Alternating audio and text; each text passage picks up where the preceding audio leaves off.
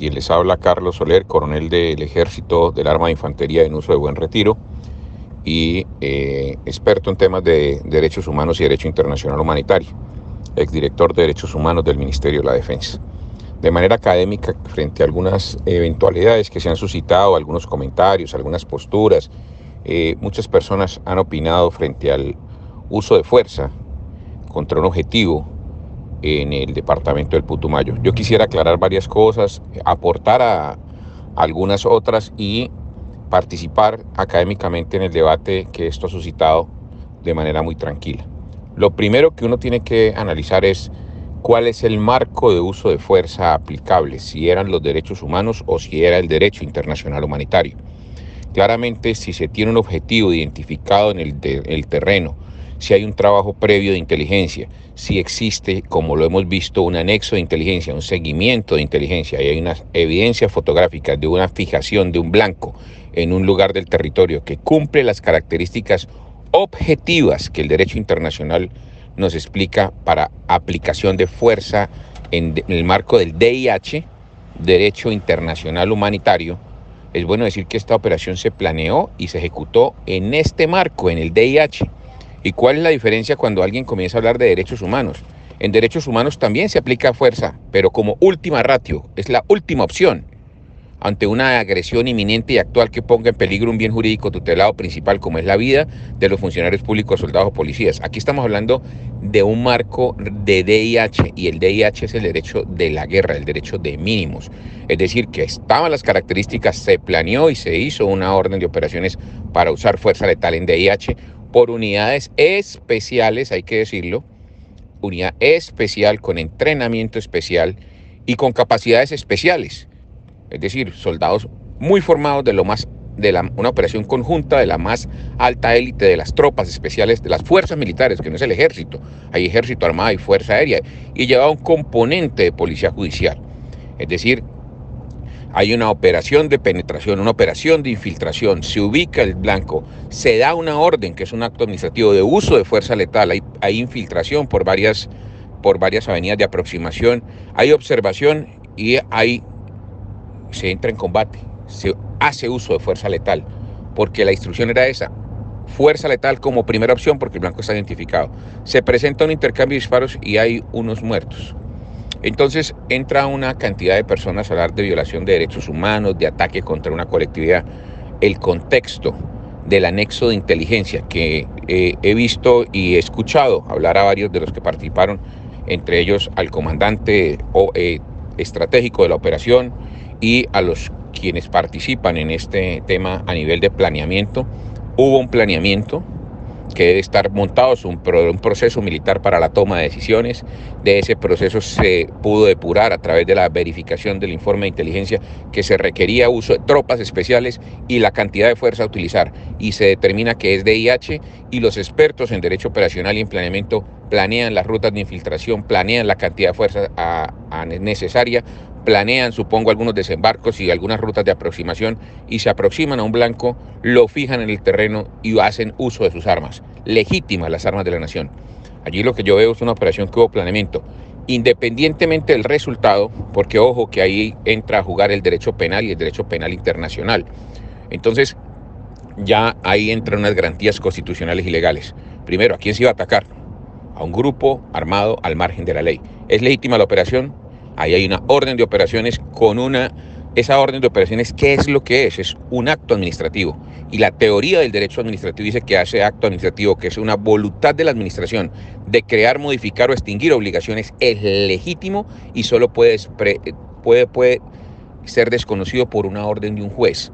Lo segundo, hay una aseguranza de la área de operaciones y del resultado, es decir, hay una cadena de custodia que se entrega de manera legítima a la Fiscalía General de la Nación como primer respondiente. Y como primeros respondientes entregan todos los elementos, materia probatoria que la Fiscalía ve o que fija el terreno por las fotos que hay mediante prueba 1, prueba 2, prueba 3, prueba 4, prueba 5, embalados.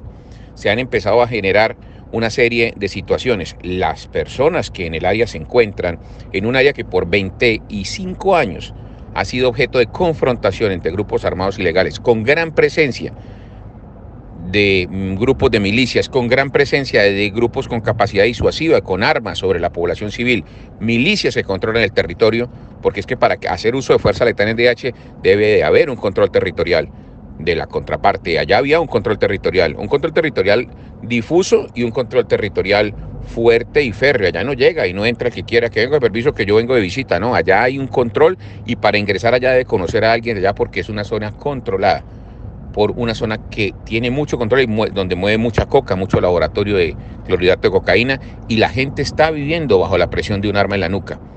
No puedo imaginar yo que alguien haga juicios a priori sobre una operación militar porque fui hasta allí y entrevisté 3 personas. Por Dios, sería desconocer el contexto histórico y sociológico, porque si estuvieron allí y pudieron entrevistar a una persona, pues claro, a la prensa no se le van a oponer, pero es que están hablando con las familias de las víctimas y están hablando de personas que están coartadas en su libertad porque tienen un fusil en la nuca, y lo que digan luego que se vaya a la prensa, si no dicen lo que les dijeron en un libreto, los van a asesinar. Entonces esos testimonios están viciados. Sáquelos a Bogotá y que le digan lo mismo a Bogotá y garantícele protección. Y va a ver que de pronto le cambian todas las versiones. Pero allá, bajo un área controlada por disidencias del residual de un grupo criminal, mal haría una persona en solamente tomar decisiones y hacer juicios.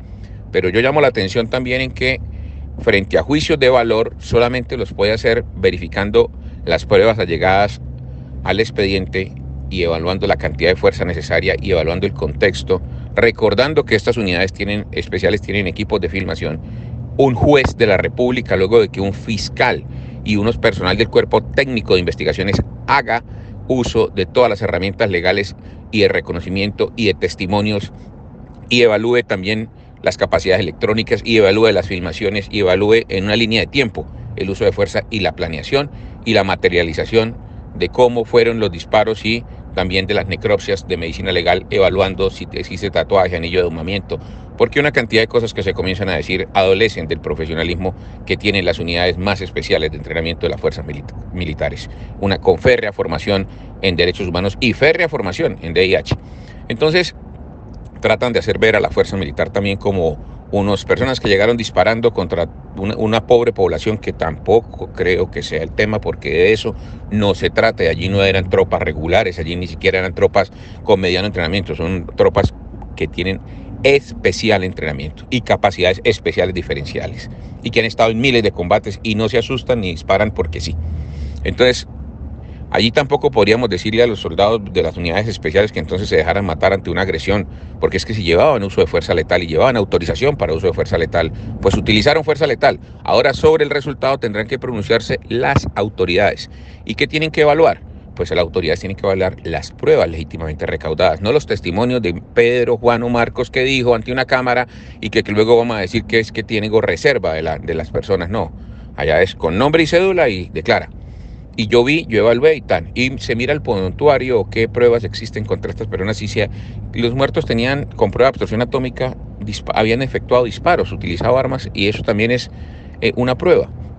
Cuando se evalúe, los fiscales llevarán a esto a un juicio, a una juez de control de garantías, en aplicación estricta de las garantías constitucionales y legales que también aplican para los soldados. Es que es increíble que uno pueda entender que bandidos de la talla de Otoniel, entonces le salen 1000 defensores de oficio, y que venga, que dejémoslo allí a ver si de pronto es que, y 1000 argumentos, pero cuando se trata de los hombres y mujeres de la fuerza pública, les violemos los más básicos principios constitucionales y legales, como por ejemplo la presunción de inocencia. Aquí lo están linchando sin haberlos escuchado en juicio y vencido el juicio.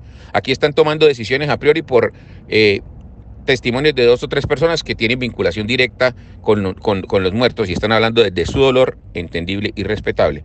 Pero también están hablando de haciendo juicios de valor sin ser jueces, y están violando la presunción de inocencia, que es un derecho fundamental de los funcionarios públicos. ¿Quién dijo que por ser funcionario público o soldado le pueden violar la presunción de inocencia o el debido proceso? Si la Constitución es clara y aplica para todos los colombianos y protege a todos los colombianos por igual, ¿o es que el ponerse un uniforme le da la autorización de que puedan ser linchados públicamente? ¿Y dónde está el debido proceso? ¿Y dónde está la presunción de inocencia? ¿Y dónde está el juicio justo? ¿Y dónde está el derecho de contradicción? ¿Y dónde está el derecho de defensa técnico y material a ser defendido por un abogado? La invitación es a no linchar a las personas, a no linchar a estos funcionarios que no hacían nada más, no estaban protegiendo ni su finca, ni por el momento tampoco veo que estén protegiendo, absolutamente estén haciendo algo ilegal. Están protegiendo la vida y la integridad de esos campesinos que están allá medio secuestrados por un grupo armado ilegal y que los tienen amedrentados y los tienen trabajando en función de producir clorhidrato de cocaína y de recolectar hoja de coca. Esto es lo que está sucediendo allí. Muy importante el tema, pero muy importante también entender que el marco de aplicación es el DIH, no los derechos humanos. Aquí hay DIH y el DIH es lex specialis. Y lex specialis es que tiene prevalencia en el momento de una operación militar que en ningún momento ha sido desvirtuada. Entonces no puede prima facie llegar alguien a decir que es que yo lo desvirtúo porque es que yo creo. ¿Y dónde está su formación? ¿Y dónde está su entrenamiento en DIH? ¿Y dónde aprendió usted eso? Es que las leyes de la guerra del derecho de mínimos se tiene que estudiar y se tiene que practicar y se tiene que fortalecer y robustecer a través del derecho operacional y quienes hemos sido formados en esta materia. Y en DIH se aprende en su momento, los que fuimos y estudiamos en San Remo, en Italia, el tema de Derecho Internacional Humanitario en el Instituto Internacional de Derecho Humanitario, que desafortunadamente no pudimos ser muchos. Y luego lo practicamos, no es solo conocer 4 tratados, como alguien dijo, y 2 protocolos adicionales, no, y la práctica y el alcance de las armas y el cono de dispersión y el planeamiento y el proceso militar para la toma de decisiones depurado y la orden de operaciones y el dispositivo, composición y fuerza y el entrenamiento y cómo analiza el informe de inteligencia desde el área de retaguardia estratégica, el área de acumulación, el área de confrontación y más importante, los corredores de movilidad y las diferentes fases que puede tener y fuerza que se puede utilizar en diferentes escenarios frente a cada uno de estos escenarios, frente a cada una de la amenaza, el nivel de entrenamiento de la amenaza, si tenía o no tenía armamento a la vista, si eran una amenaza creíble para la población civil y si obligaba, porque como decía el doctor Carlos Gaviria Díaz en una sentencia magistral, la fuerza militar no solamente puede utilizar la fuerza, sino tiene la obligación de hacerlo, incluso la letal, es la Corte Constitucional Colombiana y lo dice cuando las situaciones fácticas así lo ameriten. Pero aquí no podemos entrar a hacer evaluaciones que le corresponden a los jueces. Muchas gracias.